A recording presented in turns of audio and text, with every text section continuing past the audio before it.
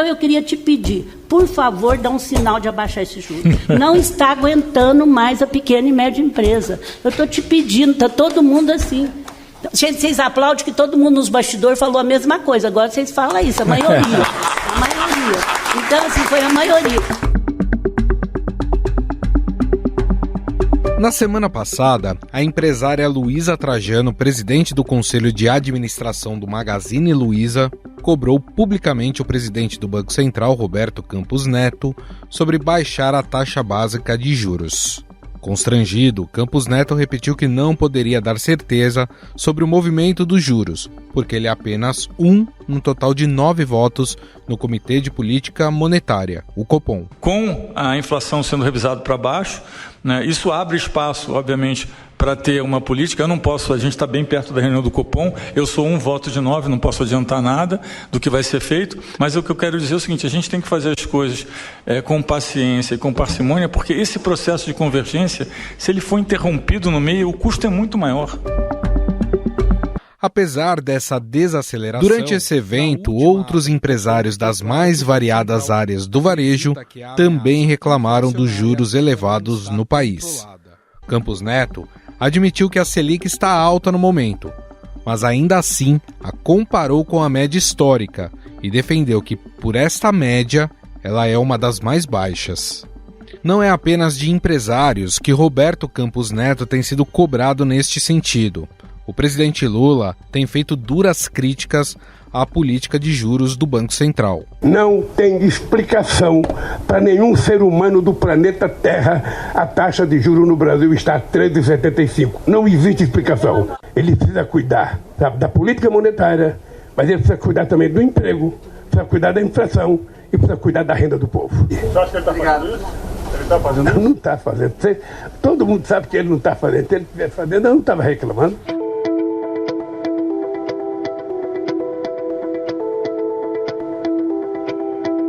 O ministro da Fazenda, Fernando Haddad, minimizou a situação e disse ver vontade em Campos Neto em baixar os juros. Então, eu falava de harmonização há pouco, né? Os 3 poderes se harmonizando. Está faltando aí o Banco Central, né, se somar a esse esforço, mas eu quero crer que nós estejamos prestes a ver isso acontecer. A hora que tivermos todos alinhados, a coisa vai começar a prosperar.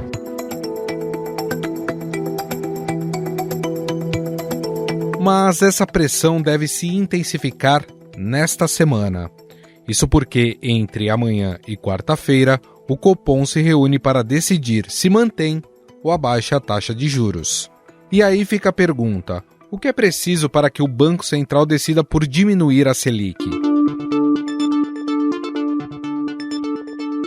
Um dos pontos é a queda da inflação, e essa já tem dado sinais de desaceleração. Em maio, o IPCA, que é o índice oficial da inflação no país, desacelerou de 0,61% em abril para 0,23%. A inflação oficial desacelerou mais do que o esperado em maio, resultado que coloca mais pressão no Banco Central para a redução da taxa básica de juros.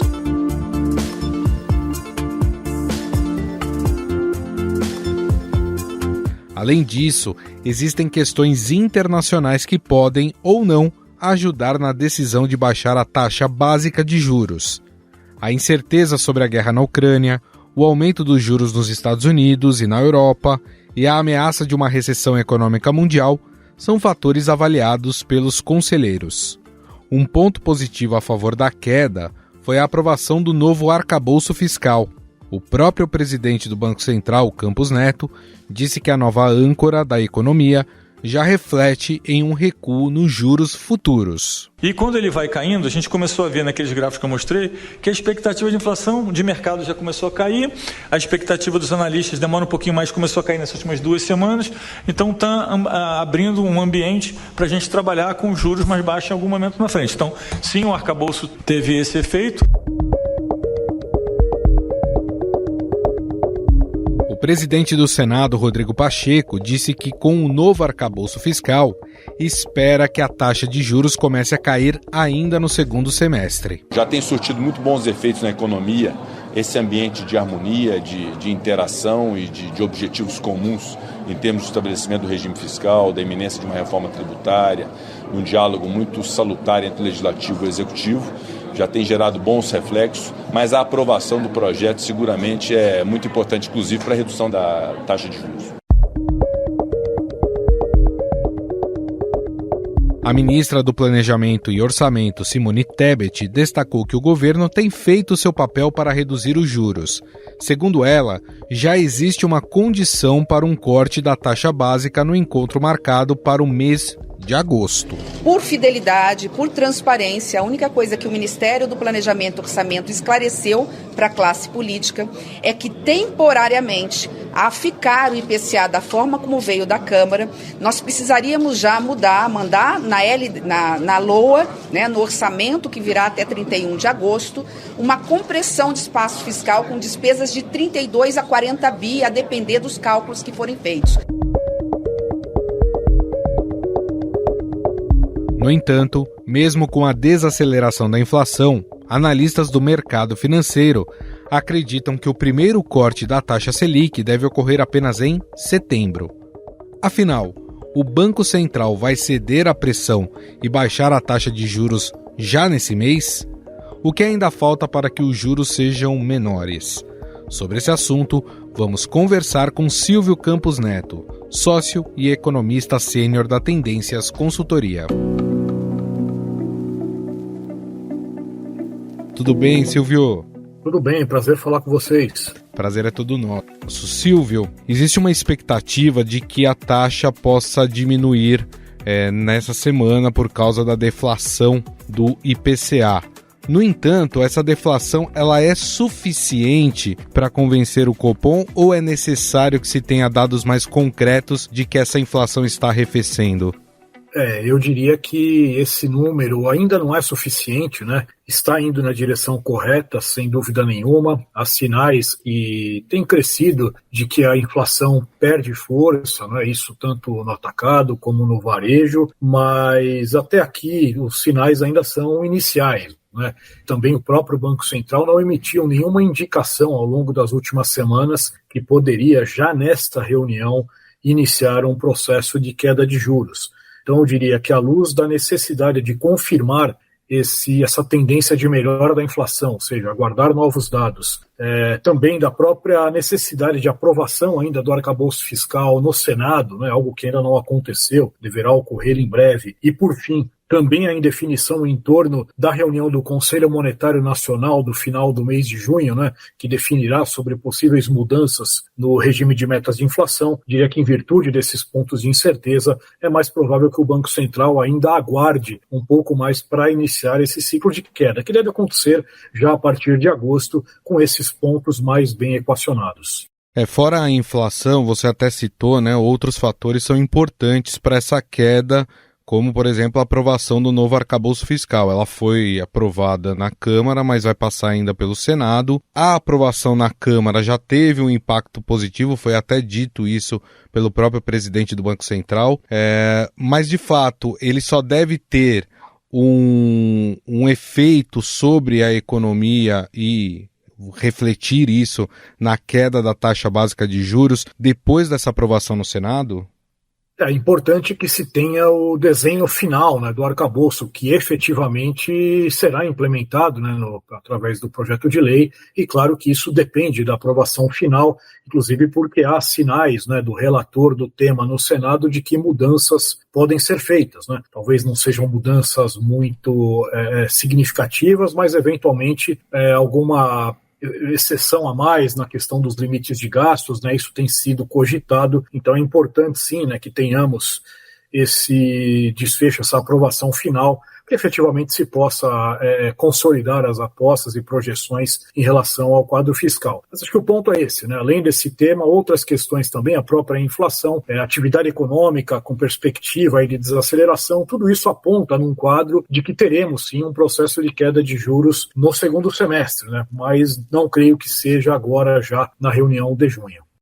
Perfeito. Nós vimos, na semana que passou, o setor empresarial, principalmente, né, o varejista, cobrando publicamente o presidente do Banco Central sobre a queda de juros. Essa pressão, de alguma forma, ela influencia a decisão do Copom ou o comitê só leva em consideração questões estritamente técnicas? Eu diria que essa pressão ela é levada em conta, mas não tende a influenciar, né? Até porque nós somos acostumados, né, aqui no Brasil a esse tipo de polêmica, de debate. Não é algo novo. Claro que nós passamos um tempo com o Copom sendo quase que um não assunto, né, do ponto de vista fora dos meios econômicos, mas num passado aí um pouco distante tínhamos essa situação, inclusive de muita pressão política, né? Todo mundo se recorda do ex-vice-presidente José Alencar, que fazia muita pressão também sobre o Banco Central, mas que era uma situação que fatalmente não influenciava, né, as decisões que realmente seguem um rigor mais do ponto de vista técnico. Então, eu diria que nesse contexto também não creio na influência dessa pressão. É claro que ruídos políticos, né, quando há uma pressão vinda do governo, isso acaba sendo até mesmo contraproducente, né, porque gera certa insegurança, gera ruídos nos mercados, fica uma preocupação eventualmente do governo tentar interferir nas decisões. Claro, o Banco Central, de novo, segue uma linha técnica, tem hoje, não é, uma autonomia definida por lei, então a princípio ele pode seguir o seu trabalho fazendo as análises estritamente do ponto de vista técnico. E lembrar que o Banco Central não faz isso por maldade, até porque quanto maior a taxa de juros, mais a população acaba, de certa forma, sendo prejudicada, né? O acesso ao crédito fica mais difícil, o crédito fica mais caro, inclusive, então manter uma taxa básica de juros alta também não é do interesse do Banco Central, né, Silvio? Não, de forma alguma, né? O Banco Central ele faz suas análises olhando, né, com todo o contexto econômico, visando alcançar seus objetivos, que são as metas de inflação, né? Então, claro que ele faz suas projeções a partir de indicadores de mercado, das suas visões em relação a desempenho de variáveis como atividade econômica, olha expectativas de inflação, enfim, uma série de elementos, né, e de informações para tomar a melhor decisão possível. Fato que o Banco Central não tem, não é, o interesse de causar um dano, um estrago econômico maior do que o simplesmente necessário para que se alcance os objetivos. Claro que existem situações, momentos, né, que exigem uma postura um pouco mais firme. E agora a gente vê, inclusive, né, que não só aqui no Brasil, mas em outros países, também os bancos centrais seguem um processo de aperto, né? É importante a gente sempre lembrar que essa combinação de uma pandemia com o conflito no leste europeu gerou um choque inflacionário global, né, bastante intenso. E somado a estímulos que foram concedidos, outros impactos que observamos também aqui no Brasil, tivemos a necessidade de uma reação mais dura, né, por parte do Banco Central. Mas, de novo, esse trabalho que ele fez, né, e, claro, juntamente com o próprio avanço do arcabouço fiscal, que foi um ponto importante, tem seus aspectos positivos e negativos, mas remove um fator de incerteza, a gente vê, né, as consequências positivas disso na curva de juros. Quer dizer, a queda da curva ao longo das últimas semanas simplesmente significa que os mercados já estão dando o aval para o Banco Central iniciar muito em breve essa queda de juros. E isso reflete, de novo, o trabalho que foi feito até aqui. Você lembrou muito bem, né, dos bancos centrais pelo mundo, né, o americano. Na Europa também, para segurar a inflação também, estão aumentando as taxas básicas de juros. Isso, de alguma forma, também reflete na decisão do Banco Central no Brasil? Eu diria que o Banco Central avalia, sim, esse contexto global, né? Porque quanto mais as taxas de juros subirem no exterior, isso causa consequências em fluxos de capitais, em variáveis, eventualmente como câmbio, muito embora a gente tenha hoje um cenário de uma taxa de câmbio até mais valorizada do que se imaginaria, então nesse sentido minimiza um pouco o impacto, né, dessas decisões externas, mas é claro que o Banco Central avalia. Agora, o lado positivo é que o BC aqui começou esse processo de forma antecipada, né, em relação a outros bancos centrais, né? Então, por essa razão que a gente não só já pôde encerrar antes esse ciclo de aperto, como já estamos na iminência, eventualmente, de alguma queda, né? Enquanto outros bancos centrais, como você lembrou bem, o próprio Fed, Banco Central Europeu, ainda sinalizando algum ajuste de alta mais à frente. Perfeito. Numa projeção mais otimista seria então agosto aí que a taxa de juros deve começar a baixar.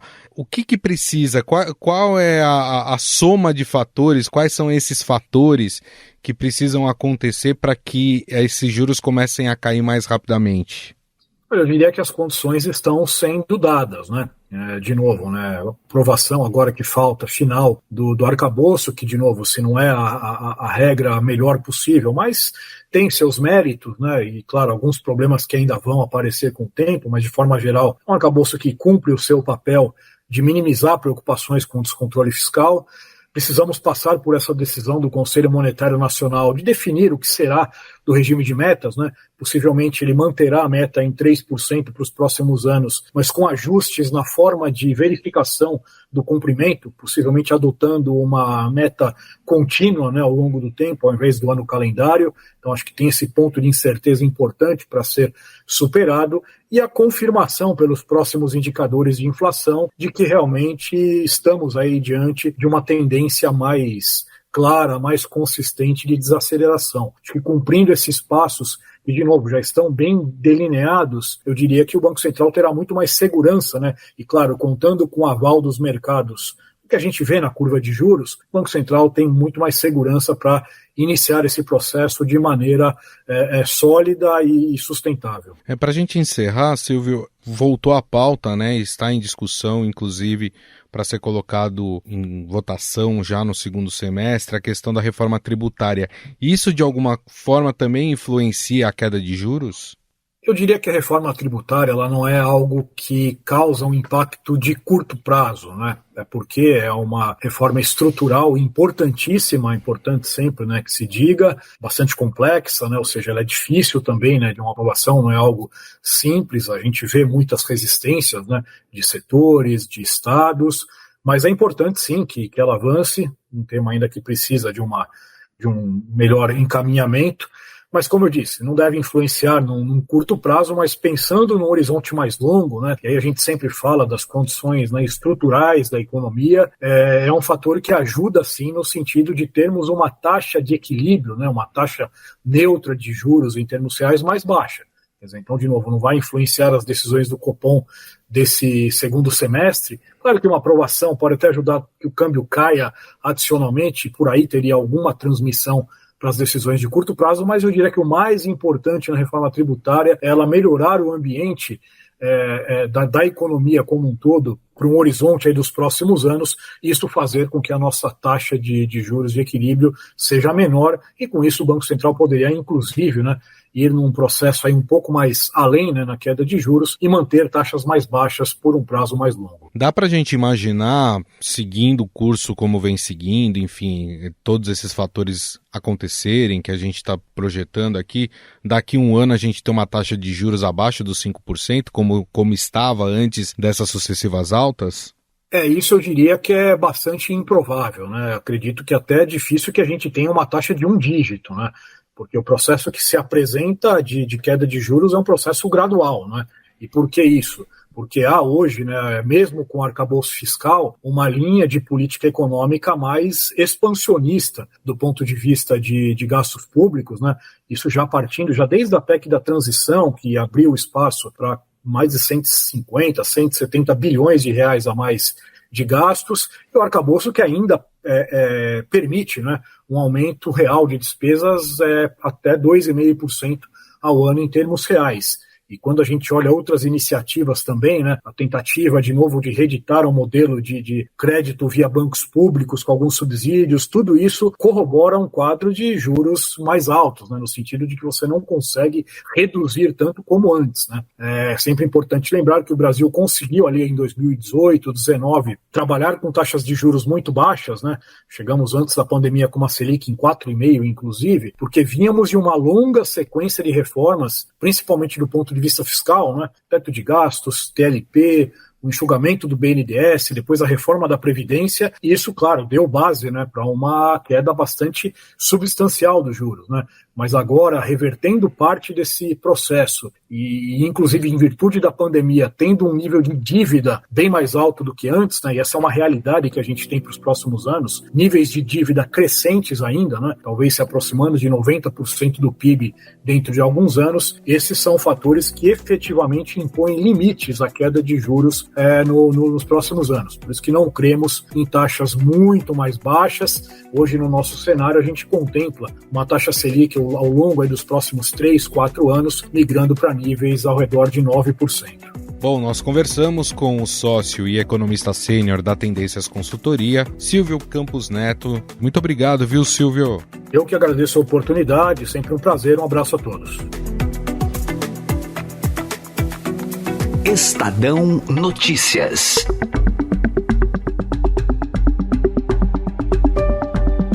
O Estadão Notícias desta segunda-feira vai ficando por aqui. Contou com a apresentação minha, Gustavo Lopes, o roteiro, produção e edição são minhas, de Jefferson Perleberg, Gabriela Forte e Ana França. A montagem é de Moacir Biasi. Mande sua sugestão e o seu recado para o nosso e-mail, podcast@estadão.com. Um abraço e até mais.